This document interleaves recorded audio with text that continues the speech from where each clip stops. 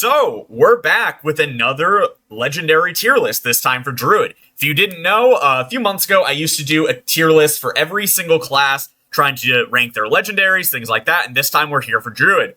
I have the tiers already broken up: Broken, Good, Decent, Bad, and Duskfall and Aviana. I wonder if we can already place one card in the tier list. Yeah, Duskfall and Aviana is one of the worst cards ever printed, let alone Druid Legendaries, let alone Druid cards. It's just so bad. It's unreal. If you don't know, it's a 5-mana, 3/7. On each player's turns, the first card played costs 0. What that means is you play this as the first card of your turn, and then your opponent's next turn, their first card costs 0. So you don't get this effect until the start of your next turn, which if your opponent kills it, because they will, because you gave them, infinite mana on their first card, then you don't get an effect from it. So Duskfall and Aviana easily goes in the worst tier, the Duskfall and Aviana tier. Then let's start from the top with Cenarius. Cenarius. I actually ran back through and looked through classic decks when we still had classic mode to even be able to see if Cenarius was any good, and it wasn't even ran in a single classic deck that I looked through. You obviously haven't ran this card in at least almost 8 years.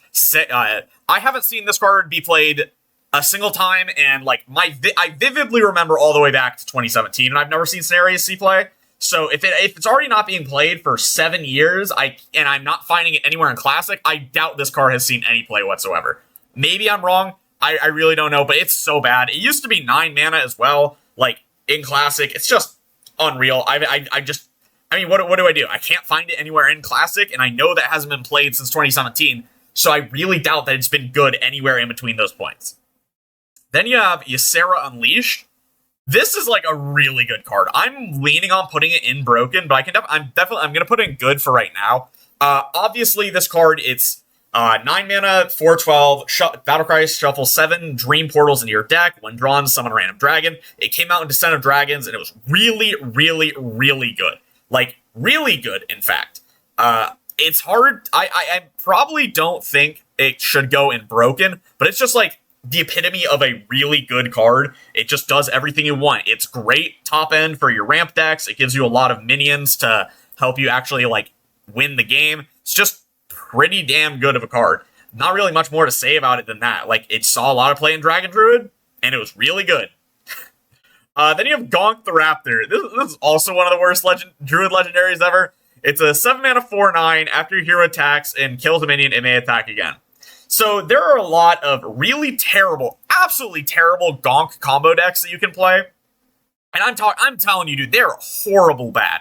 Horrible levels of bad. So what do you do? Gonk has never actually seen any real play anywhere. This card is so bad that when Odd Druid was genuinely a good deck in Wild, it didn't even run Gonk. So that should tell you how terrible Gonk is. I don't know what else to say. Goru the Might Tree. It's a... Oh god, what is the stats? It's a 7-mana 5/10 with Battlecry. For the rest of the game, your treants have +1/+1.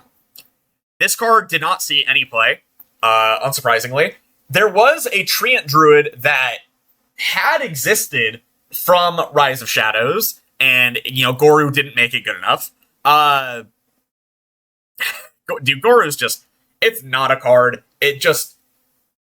Why are you playing a 7-mana minion to give your minions +1/+1? Is kind of the thing. And then Goru...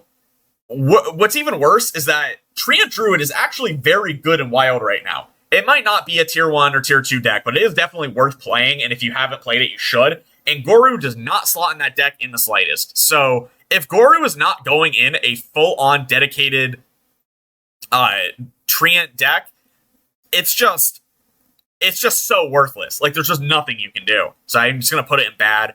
I'm not going to put it in Duskfall and Aviana tier, because at least Goru has, a meaning to exist, Unlike these cards.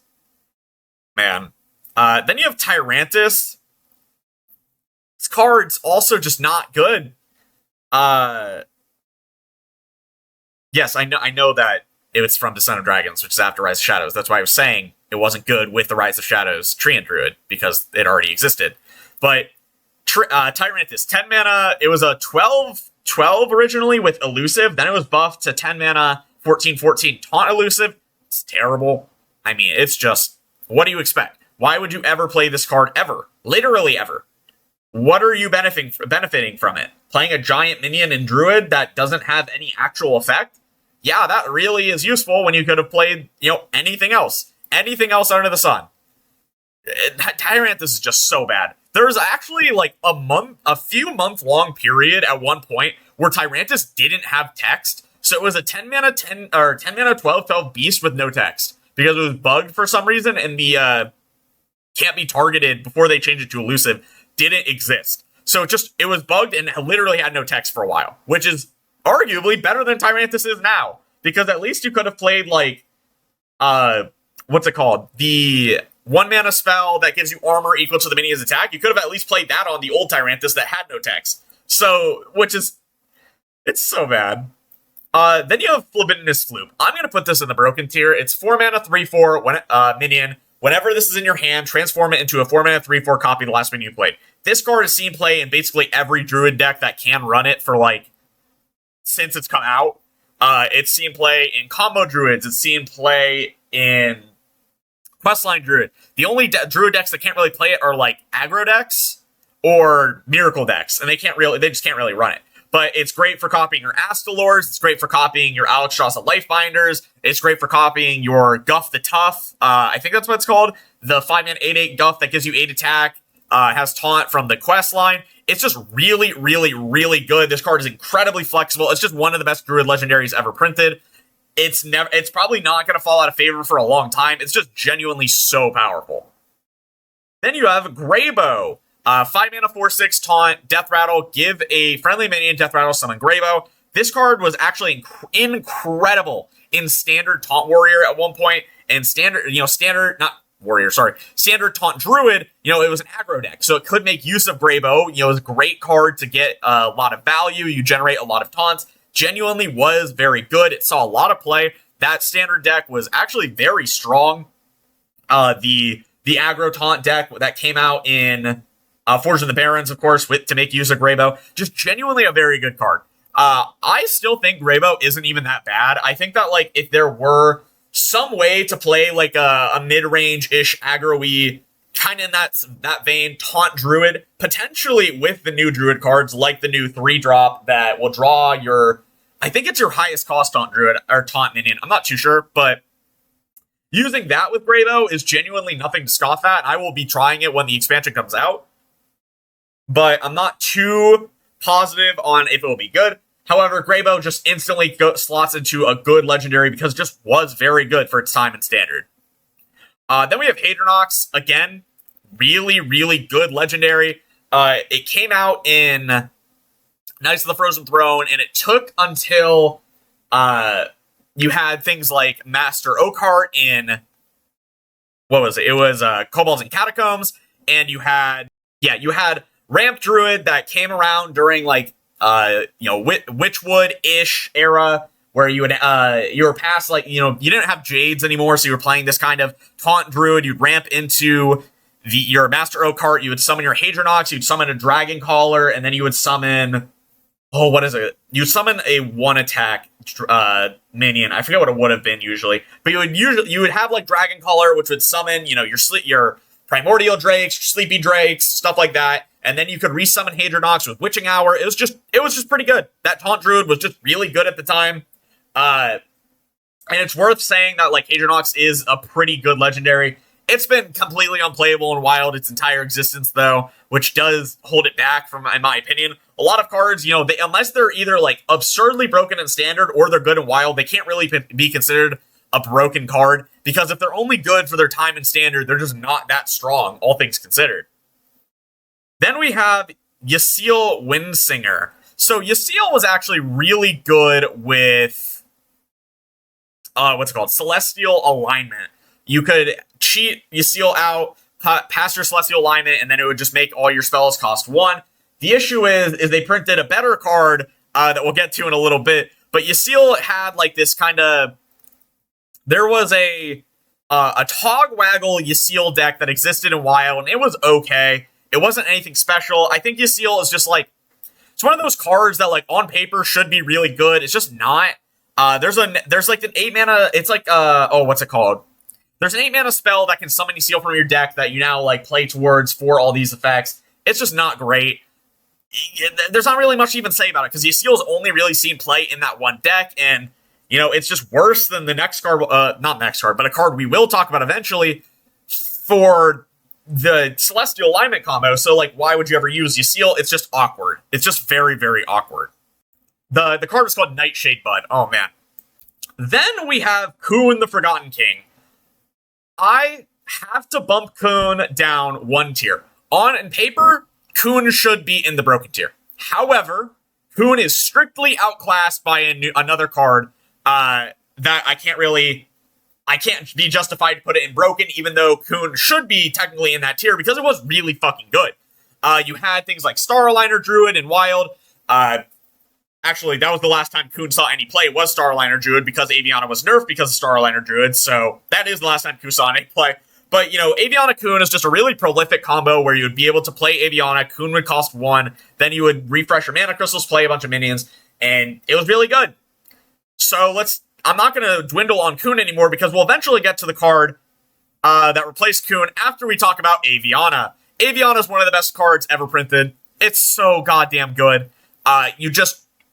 You cheat so much mana. It gives Druid its combo that it's had for the last few months. You Aviana, and then the next card we'll talk about, where you get all your mana back. You can bounce your Astalors. You can play ETC with Bran to get copies of Zola and Alexstrasza Lifebinder to deal a lot of damage. It's just really good. Anyone that has ever played Wild knows Aviana is a good card. It reads 9 mana 5/5. Your minions cost 1. That's a goddamn good effect. Especially when you have 10 mana legendaries that will refresh all of your mana. Aviana is really good with Guff because you don't actually need the refresh as much, but it's still nice to have. It's just really, really strong. There's nothing to even negative to say about Aviana. It was nerfed at one point because it was so strong. It's just great.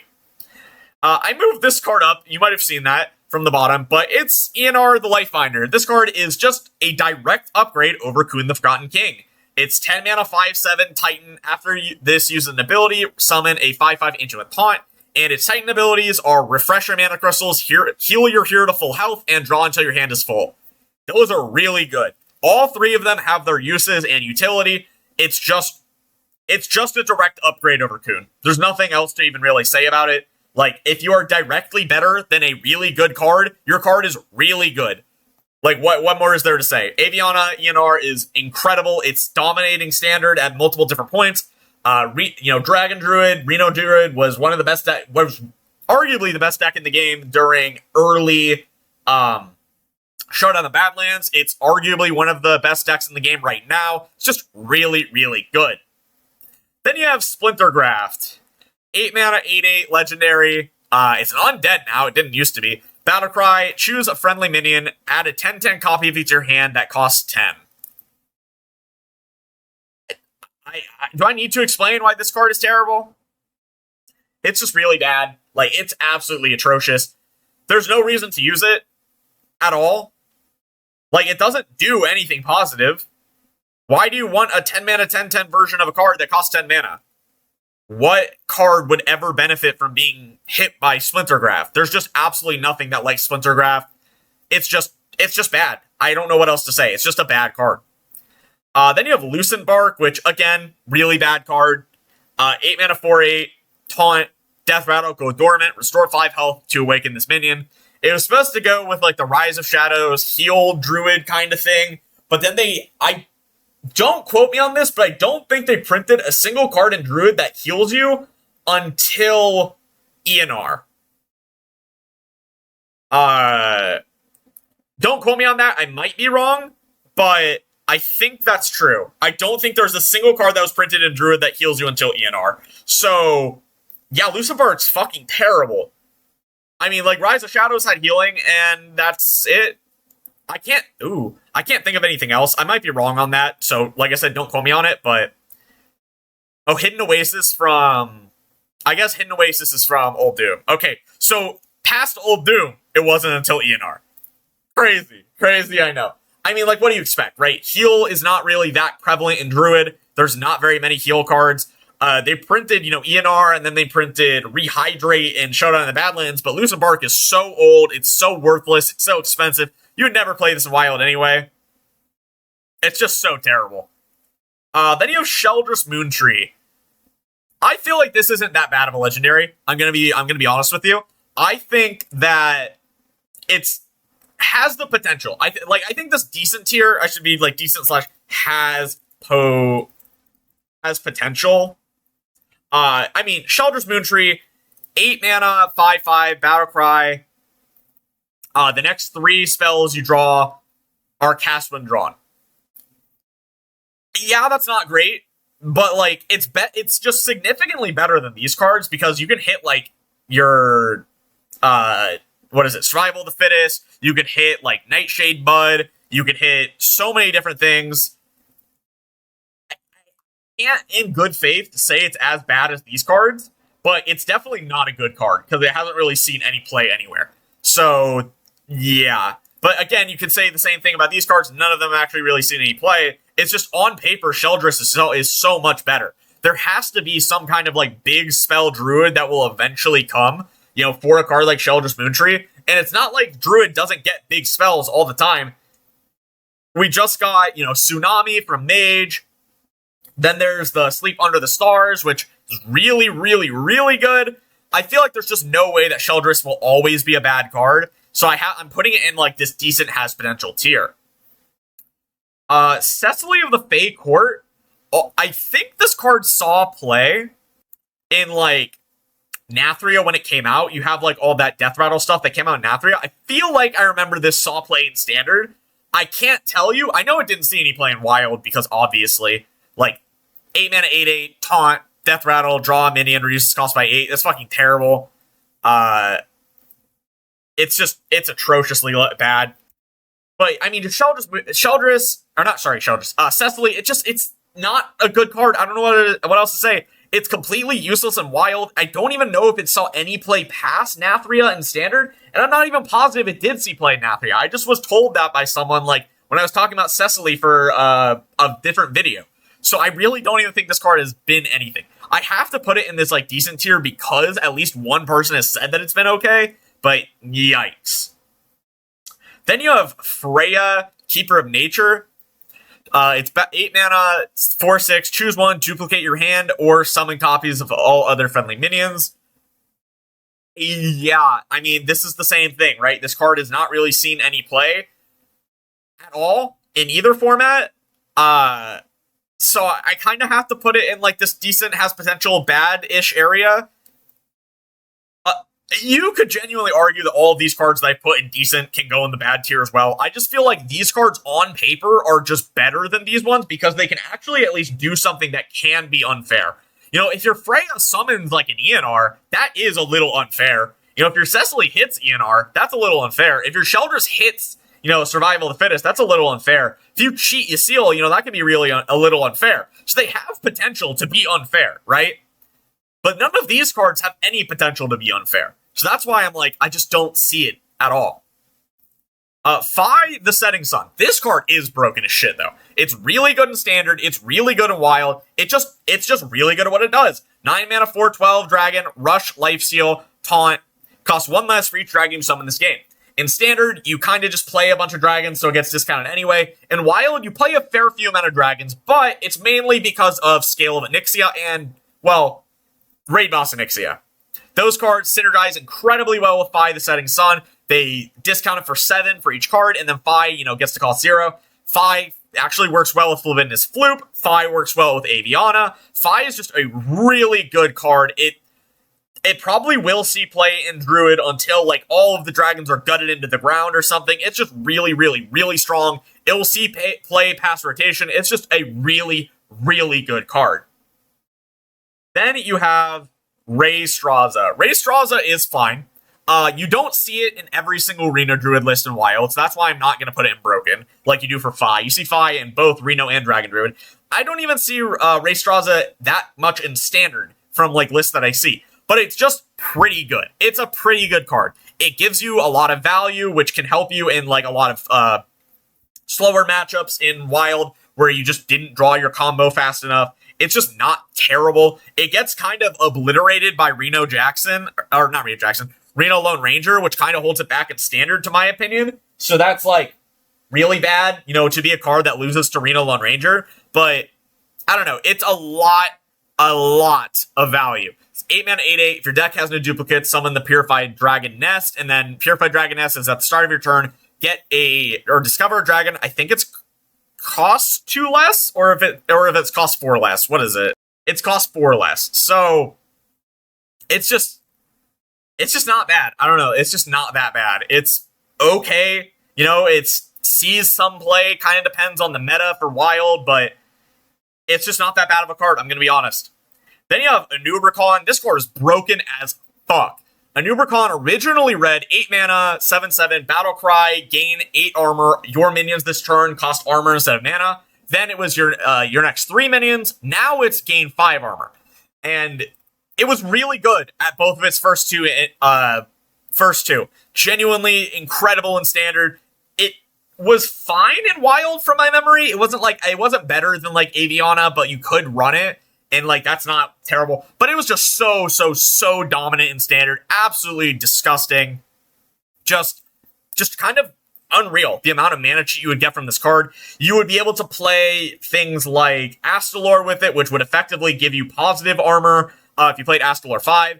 You could play Underking, I think it was called, which if you could kill it off, it would be positive armor, so you could play more cards. Just absurdly broken card in Ubercon. I'm surprised that it was ever released like that. Like, why did they do that?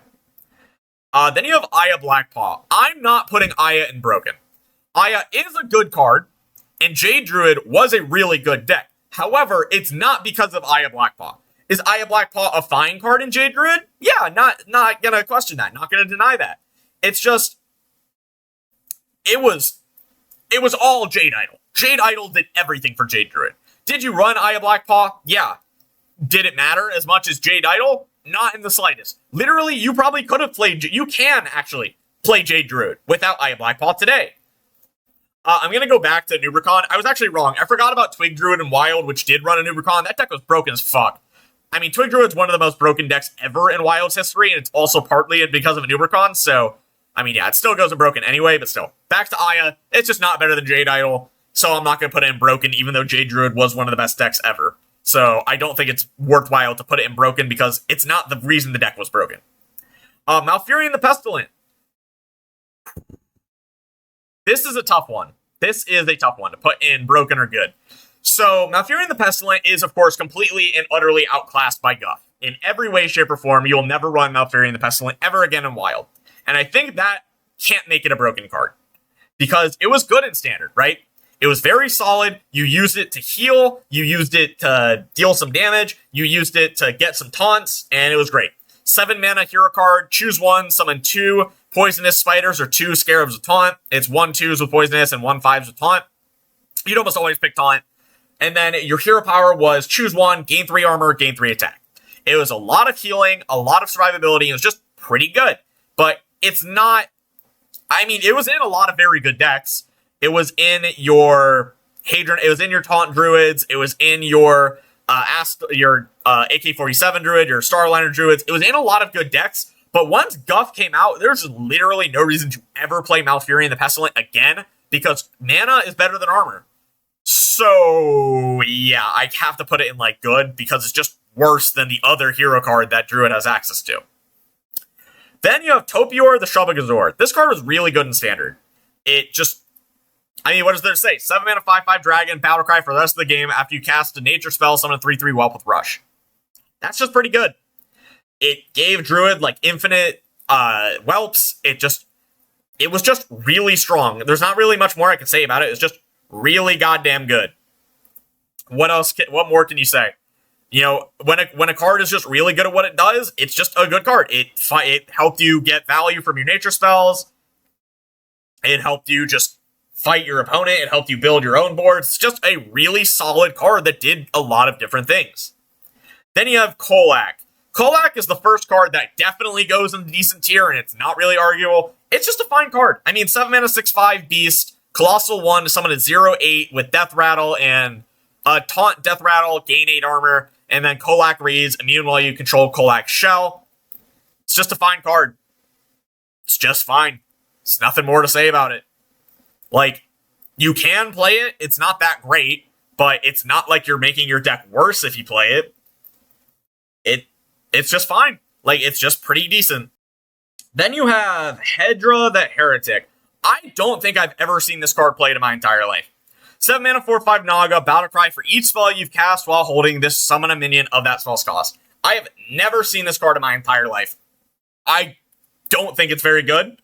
On paper, it doesn't sound very good. Even by Sunken City standards, it doesn't sound good at all compared to what else, Druid could do. I don't know. Did this card see any play? I don't really think so. I might be wrong, but this card just looks terrible on paper. I can't remember if it saw any play in Standard. It did see absolutely no play in Wild, so I don't feel bad putting it in the bad tier. Here's Scenarios again. I was gonna... then you have Mista Vista. This card's broken as shit. So, Mista Vista is, on paper, not that great on its own. 5 mana, 5/5, Mage Tourist, Battle Cry, in 3 turns, replay every spell you've cast between now and then. That's not why Mr. Vista is broken as shit. Mr. Vista is broken because Concierge is broken. And Concierge lets you play Go with the Flow and Sea Breeze Chalice. And Sea Breeze Chalice plus Concierge is really goddamn strong. You can get +2 spell damage with a 3/4 and deal 24 damage for 3 mana. For 4 cards. That doesn't include your own spell damage. That doesn't include the new card, Tidepool Pupil. It's just really fucking strong.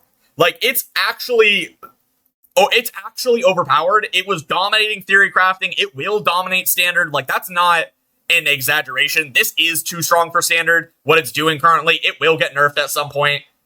In Wild, I think it's good enough for Wild, how strong it is right now.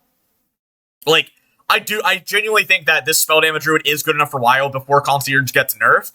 Of course, Concierge will get nerfed. It might get nerfed a week before expansion. It might get, a week after launch. It might get nerfed day 1 of launch. It might get nerfed a month after launch. But it will get nerfed. That's the thing. So I feel very good in putting Mr. Vista in broken tier. Of course, it's different than other cards because you have to run Mr. Vista for it to get its effect, right? It's like Dark Bishop Benedictus. That's all tourists. They're like Benedictus or Baku or Gen. You have to run them, so they if the deck is really broken, they're automatically really broken. Then you have Malorn. I could put Malorn in the Duskfall and Aviana tier. It's so goddamn bad. It used to be 7 mana, 9/7 Beast, Death Rattle, Shuffle in your deck. Now it's 7 mana, 9/7 Beast, Death Rattle, go dormant, revive after 2 friendly beasts die. That's not any better. That's not very much better. It's still terrible. It's still actually terrible. Malorn can probably go in this tier. It's genuinely worthless. Cruise Captain Laura. I did not see a single person at all playing this in Theory Crafting. Not a single person played this card in Theory Crafting, to my knowledge. I think it's bad. I think it's just kind of bad. It's really expensive. It doesn't have the opportunity to do anything really broken because it's random. It's just not good. Maybe it'll be okay in Standard at some point. Maybe. I don't see it at all. Like, it's just not worth playing by any means, so I don't think it's going to do anything. Alonius. This card is, pretty good. I'm not going to lie. It's seeing some play in Standard, and that's good enough. To be a card that's being played in Standard as just a pretty good Legendary, for, spell damage druid, things like that, it's just pretty good. Will it see play with Mista Vista? Probably, actually. You might be able to play Alonius in your, spell damage druid decks with Mista Vista. Don't quote me on that. I might be wrong, but I'm seeing Alonius pop up in a lot of Standard lists. Spell damage druid is already pretty decent in Standard, so I think putting it in the good tier is fine. It adds up to the same amount as a lot of these other cards, but they're good for, 1, maybe 2 expansions. And that's kind of it.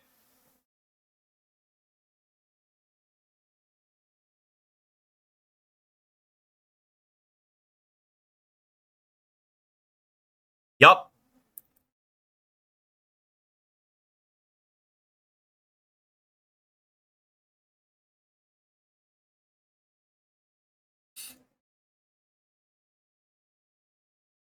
Yup. Yeah, Wildheart Guff is probably one of the best cards ever printed.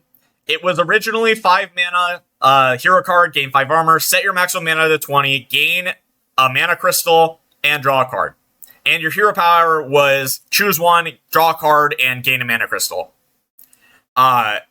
Obviously, that was fucking disgusting. Why the hell did they do that? Why did they make it so Guff gave you full mana crystals when he was played and hero powered? Obviously, they nerfed that to give you empty mana crystals, and Guff is still one of the best cards in Wild. Still one of the best cards in Standard after its nerf. I mean, Guff is one of the best cards ever printed. I can't... If you were to say that Guff was anything but a broken card, you are objectively wrong. Objectively wrong. So, yeah, I have to put Guff in broken. There's nothing else you can do. There's just nothing else you can do. There's Greybow again. So, Sky Mother Aviana. This card's... There's, like, a deck you can play with it in Standard, and it's like, okay. That deck, Dane plays it a lot. It's, like, fine. You know, it's not great, but it's also 5 mana 5/5. Battlecry, shuffle 10 legendary minions in your deck that cost 1. You can play in small end to make them cost 0. It's fine. It's just a fine card. I don't know what else there is to say more. It's not great. It's just, like, not great. There we go. It's just not amazing. It's fine. It has potential. It's just not that great of a card. Then you have Lady Anaconda. 6 mana, 2/7. Your nature spells cost 2 less. This was the card that was really fucking good with Celestial Alignment. Once this card came out in the mini set of Forge and the Barons, Celestial Alignment just took the fuck off. It was incredible. And it had to be nerfed twice. So, yeah. Lady Anaconda, absolutely broken card, especially in Standard. It's just not even close. Genuinely such a fucking strong card. Like, what do you do? Your nature spells cost 2 less. That means that after you play your Celestial Alignment, all of your cards cost 0. All of them. Because you only really had nature spells. Or you had, a couple of other spells that would still cost 1 anyway. But Lady Anaconda, you would play it with, like, Nourish, and then you would gain mana. You would be positive on mana after you played a Nourish. So that's how you could play your other spells. Lady Anaconda is just absolutely fucking broken to shit, dude. Like, come on. Frost Warden Omu is a bad card. I already talked about it in length for my, Skullman's Teacher video. 6 mana, 5/4, Spellburst, Refresher, Mana Crystals. The card's just terrible. I mean, like, what do you do with it? There's just nothing to do with it. It's not even, like, a new enough card for me to be like, oh, maybe it has potential somewhere. Because, like, this card's in Standard. This card's in Standard. This card... someone told me it was okay, but I've never heard anyone say Frostborn Omu was anything but just worthless. It's just so bad. Shando Wildclaw, I mean, this card has seen zero play in either of the decks that it can be run in. Both classes have never run Shando Wildclaw. That alone tells you that it's a worthless card. 3 mana, 3/3. Choose one, give beast in your deck +1/+1, or transform into a copy of a friendly minion. It's so worthless as a card. Elder Nadox. There was a undead aggro druid in Standard, if I remember correctly. And of course you would run Elder Nadox in that deck. It's 5 mana, 5/4, undead. Battlecry, destroy a friendly undead. Your minions gain its attack. Elder Nadox is just like a fine card. I mean, like, if undead, like, aggro druid ever gets support ever again, I say ever again because it won't. It probably will never. Then Elder Nadox isn't the worst card ever, but it's just not that bad. It's just not the worst thing ever. Yeah, like, the aggro druid that you could play with this, it was fine. It had, like, negative support because Wither is a bad card. It's just worse than, what's it called? There's the priest spell. It's a shadow spell that's like choose a minion, steals 1 health from everything. It's the exact opposite of Wither. Wither is choose a minion, all your minions steal health from it. Or I think it's steal 1/1 from it, but and that card is really good. It's like Shadow Word Devour, right? And then Wither is just like worse. It's very awkward, but I don't know. Undead Druid just kind of didn't really do much past Elder Nadox, so I can't really say much about it. Zoc Fog Snout. This, again, decent card. it saw play in, yeah, Zoc saw play in like the Jailer Tony Druid that existed really early on in what's it called? In Festival of Legends. And yeah, Festival of Legends, you had like this Jailer Tony Druid that you could play, and Zoc was really good in that deck. And like Zoc got buffed for like hero power stuff. Zoc is just not that great of a card. It's like a fine card. It's a decent card. It's not amazing. It's not like great. It's just a pretty decent card. It saw play and it was okay, but it even had to be buffed. So like that should tell you that it's not that great, right? It's just not an amazing card. You were more using the hero power package just because it was good stuff, and Zoc was just kind of in that hero power package that existed in Festival of Legends. At least the Enlightened. This card sucks. 5 mana, 5/5, Battlecry. If your deck has no duplicates, duplicate your hand. There's just like, why? Why would you ever do that? Why do you want to duplicate your hand? You can combo Phlebinus Floop and Elise for an infinite hand duplication, and that's like funny. You can do some combos with that, but it's just not good at all whatsoever. Yeah, I don't know, man. Ixlid, Fungal Lord, 5 mana, 2/4. After you play a minion, summon a copy of it. This card also sucks. They even power crept the shit out of this card. There is what's it called? Oracle of Elune, I think it's called. It's 3 mana, 2/4. After you play a minion that costs 2 or less, summon a copy of it, and that card was really fucking good. Because you would play it with 0-cost minions. Or you would just play it with 2-cost minions just cause. You would play it with like your Umbral Owls. You could play it with your Yogg Saron Unleashed when that was still a thing. You could play it with your Crypt Keepers. Oracle of Luna is just like strictly better than Ixlid. Like Ixlid is supposed to be this like combo card, right? But it's like 5 mana and you can't really make it work. And like, why would you ever play Ixlid when you play anything else? You just play Aviana and have infinite mana. Like why? Unlike ENR. So what the fuck does Ixlid ever do? It's just absolutely nothing. Rhythm and Roots. I fundamentally cannot put Rhythm and Roots in bad because it does have a deck that it is actually good in. Unlike all the other cards in bad. Rhythm and Roots is good in Jungle Giants Druid. Jungle Giants Druid isn't a great deck by any means. However, Rhythm and Roots is good in that deck. So I have to put it in the decent, has potential, not great tier. Because it at least slots into a deck, unlike all of these bad cards. Not a single bad card slots into a deck, so I have to make the distinction that at least Rhythm and Roots does that. Is Jungle Giants Druid good? Not in the slightest. But you can play it, and Rhythm and Roots should go in that deck. Then you have Wing Commander Mulveric. 4 mana, 2/5, Rush. Your minions have Honorable Kill, summon a 2/2 Wyvern with Rush. This is just a really good card. I mean, like, what else is there to say, right? Like, it's just a pretty good card. It helps you clear the board. You run this in, like, Reno Druids. I've run this in Even Druid, but I don't like it that much in Even Druid. It's fine. It's not great. You're just not... You don't want a card like this because you're just trying... You don't want to, like, try and... You don't beat aggro anyway, so it's not great in that deck, but it's fine. It's really good in, like, Reno Druid decks where you can just, like, use it with either Living Seeds to just clear their full board. You can use it just against 2 health minions. It's really good.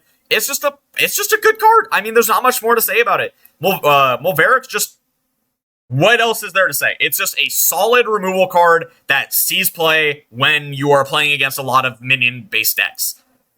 That's more than you can say about almost every other legendary on this list, that it still sees play in Wild, even though it's, from Alterac Valley. It's been in Wild for a year or so. Tyranthus. This is a new card. Let's put it right next to the actual Tyranthus. 6 mana, 7/7 Beast, Taunt Elusive, Battlecry. If you have at least 10 mana crystals, gain +7/+7. I mean, why? Why would you ever play this ever? It's just bad. Just a bad card. Like what? This card has seen no play in Standard, and it's not ever going to see play in Wild by any means, so it is a bad card. Twig of the World Tree. This is one of the most broken cards ever printed. Twig of the World Tree. It originally was 4 mana, 1/5, Death Rattle, gain 10 mana crystals. Now it's 4 mana, 1/5, Death Rattle, refresh your mana crystals. When it gained 10 mana crystals, you would just play it, and then you would play Sphere of Sapience, and you would break it, and you would gain 10 mana crystals. And that was really good. It was really, really good. But it wasn't, like, oppressively overpowered until they printed Instrument Tech. And Instrument Tech is 2 mana, 1/2, Battlecry, draw a weapon. So, you could tutor your Twig of the World Tree and your Sphere of Sapience, and that caused Twig Druid, and we already know that Twig Druid is one of the most broken decks ever made. I already spoke on it. So, Twig of the World Tree, of course, is one of the most broken cards ever made. Plague Maw the Rotting. 4 mana, 3/4 undead. After friendly minion with taunt dies, summon a new copy without taunt. This card is not very good. I already mentioned the taunt aggro-ish druid that existed in Forge of the Barons and United in Stormwind, and guess what card didn't go in that deck? This one right here. So if Plague Maw the Rotting doesn't go in the only deck that would ever want to run it, it's a bad card. What else is there to say? Yeah, it's just so bad. I really don't know. I really do not know. Then you have Untapped Potential. It's just a pretty good card. 1 mana spell, of course, because it's a quest. End 4 turns with unspent mana, and then you get Reward Osirian Tear. That was good. Osirian Tear, of course, is your choose one card, chooses both options, so it just combines them. It's similar to Fandral Staghelm, and yeah, it was good. You would play your Oasis Surgers, and you get 2 5/5s with Rush. You would play your Hidden Oasis, and you get a 6/6 with Taunt, and then heal 12 health. It's just really good. It kind of only really saw play for one expansion, so I can't really put it anywhere better, but, you know, it was pretty good in Sabers of Doom. And, you know, Descent of Dragons kind of printed much better cards with things like Ysera, so you didn't really care about Untapped Potential, but it was still really good during that one time. It's not that the card is bad, it's that way better stuff was printed in one expansion. Fandral Staghelm. This card actually saw play, if I remember correctly. Whoa, that was supposed to happen. I hit a button and it screened down.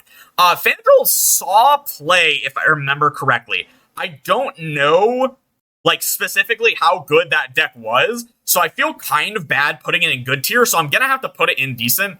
It's a really old card. I don't have that great of a memory from, like, these 2016 expansions. I barely played the game during that point, I will be honest. So all my memory is from, like, word of mouth, because you can't really find it.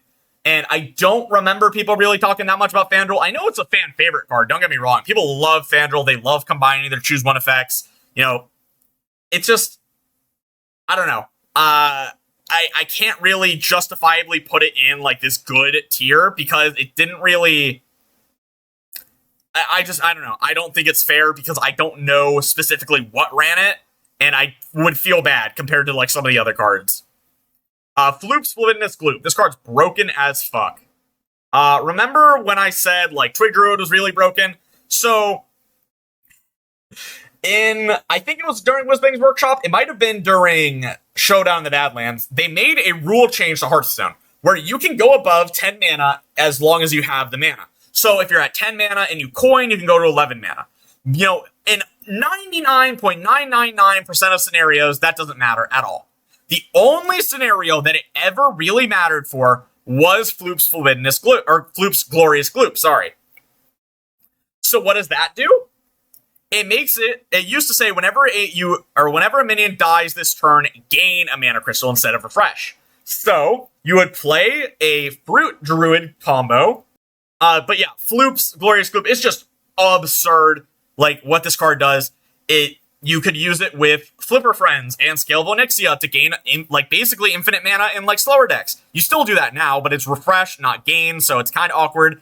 Of course, you would play Fruit Druid. Fruit Druid was Miracle Druid, but it would use Floop's Tremendous Gloop to gain as, like, up to 83 mana by destroying boards, by generating boards with your own spells, and you destroy them with Solar Eclipse plus Living Seeds to gain a shit ton of mana, and then you would play Forbidden Fruit, and what Forbidden Fruit is, it's 0 mana, choose one, gain attack equal to your mana crystals, or gain armor equal to double your mana crystals. So you would get up to 83 attack from that combo, and you would kill your opponent on like turn 4 or 5. Then we have Speaker Gidra. This card is like, it's okay. It saw a little bit of play in like aggro druids throughout its time, and it was fine at best.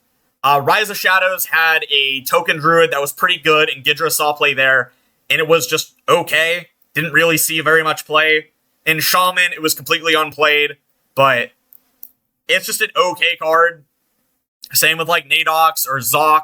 It's just an okay card, right? You know, if you had another better option, you probably wouldn't have ran it. So there's that, but it's not like bad enough that you're like, okay, well, I don't run it at all. Like all of these cards. Keeper Steladris, again, same thing. In Rise of Shadows, you would use Keeper Steladris for this kind of token druid, right? Because a lot of your best cards were choose one cards. You could get like your, I think it's called Rising Winds. I don't remember what it's called. It's the 2 mana, choose one spell that's summon a 3/2 or draw a card. You would use Keeper Steladris with that. You could use Keeper Steladris with your Crystal Power, which was the 1 mana, heal 5 or deal 5 to a minion. I don't remember if it was deal 5. It might have been deal 3. It was like a fine card. Okay, wait. Sorry. Someone in my chat just mentioned that. I just like misremembered Gidra completely. I swore that this card was in like a token druid. I might have been wrong about it being Rise of Shadows. I think it was the Forge and the Barons token druid.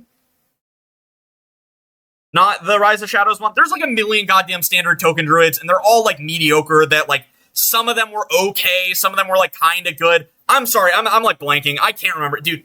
So there's like fucking 8. There's like 56 goddamn cards on this. Like, come on, dude. Got me some slack. Okay, Steladris. It was a fine card. It wasn't amazing. It's not that terrible. It's just kind of okay. Mishafin. It's not very good. Mishafin like actually saw no play in either format. Like, you could run it, and it wasn't the worst thing ever in, like, a Hadronox Druid in Wild, but why? Why would you do that? Good question. It's just not that good. Guff Rune Totem. Again, same reason. It was kind of decent in the, like, Token Druid in Forge and the Barons and United and Stormwind. Kind of just decent enough in that deck that I can't really justify putting it in bad. It wasn't great in the deck. It didn't even see play in a lot of people's lists, but it had at least a deck that it was pretty decent in, which is like what most of these cards are, you know, or they have potential, things like that. Kiri, Chosen of Elune. This card is, okay, Kiri, Chosen of Elune is very funny because Kiri has not seen play in any lists. Solar Eclipse and Lunar Eclipse are incredibly strong cards that have seen play in a lot of decks, but Kiri specifically has not seen play in any decks. There's just no reason to run this card. I don't know why it's still 3 mana. It should be like 2 mana. I'm going to be real with you, but don't ask me. Okay, then we have Jungle Giants. I mean, it's like not good. I mean, these two cards go directly together. Jungle Giants is not very good. It's pretty bad. It's just like a meme deck that you can play, but like, I don't know. Like, I want to put it in this like has potential tier because a deck like Jungle Giants has to at some point be good. Because you're playing 4 minions with 5 more attack, which isn't very hard. You can do that by turn 5 very easily. Then you play Barnabas the Stomper, and then all of your minions cost 0 for the rest of the game. All the minions in your deck cost 0. There's just eventually at some point, maybe not, you know, next year, maybe not 3 years from now, maybe not 10 years from now, but some point, you know, if you make your entire deck cost 0, that has to be good. I just like, what else is there, right? Like, it's so awkward to, like, be like, oh, yeah, these cards are, like, atrociously bad. But, like, what do I do, right? I can't, in good faith, put a card like Barnabas the Stomper Jungle Giants in bad because the whole idea of this tier is, like, it has potential. And I still believe that if you have a card that makes your entire deck cost 0, it has to have some form of potential. Maybe that's coping, but, like, I don't know. And then we have Lost in the Park. Lost in the Park is, of course, a quest line. It gives you gain 4 attack with your hero, then you gain 5 armor. Then it's gain 5 attack to gain 5 armor and draw a card. Then it's gain 6 attack to get Guff the Tough. And then, of course, Guff the Tough is 5 mana, 8/8 taunt with Battlecry, gain 8 armor and 8 attack on your hero. It's really fucking good. Jungle or Lost in the Park is really good. It's arguably one of the best quest lines. I would say that it was more dominant than questline or than Seedlock ever was, because if you remember, Yogg-Saron Unleashed and Lost in the Park Druid, that was the only playable deck. You could maybe play Miracle Druid, but it still lost to this deck, and it was by far the best deck in the entire game. Nothing else came close. It was the only tier 1 deck, and there were only 2 decks in tier 1 and tier 2. So, Lost in the Park, maybe it was carried by Yogg-Saron. Maybe. Maybe it was carried by Rake, but it was still the best deck. It was still the best deck. So there's nothing else you can say aside from it being absurdly broken. So, of course, Lost in the Park has to go in the broken tier. There's just nothing else that you can say. But, yeah, that's going to be it for me. If you guys enjoyed, make sure to like, comment, and subscribe. Tell me what you think down below. Was I wrong about any of these cards? Do you think I'm coping about almost any of them in this tier? I'm not going to argue if you think that any of these are worse than where I put them. I won't argue. Druid Legendaries are kind of cut up into really good and really bad. Most other classes have some that are, like, kind of okay. You know, Druid has, like, 3 or 4 that were kind of okay. 1, 2, 3, 4... like 6 out of all of these, they're kind of okay. And then the rest are really goddamn bad. Or they're really broken. Or really good. Again, most of the classes are a little bit more differentiated. You know, they kind of have more middle of the road on their legendaries. But yeah, that's going to be it for me. Like, comment, subscribe, and I'll see you guys next time. Peace. Shadows are rising again, darker than they've ever been.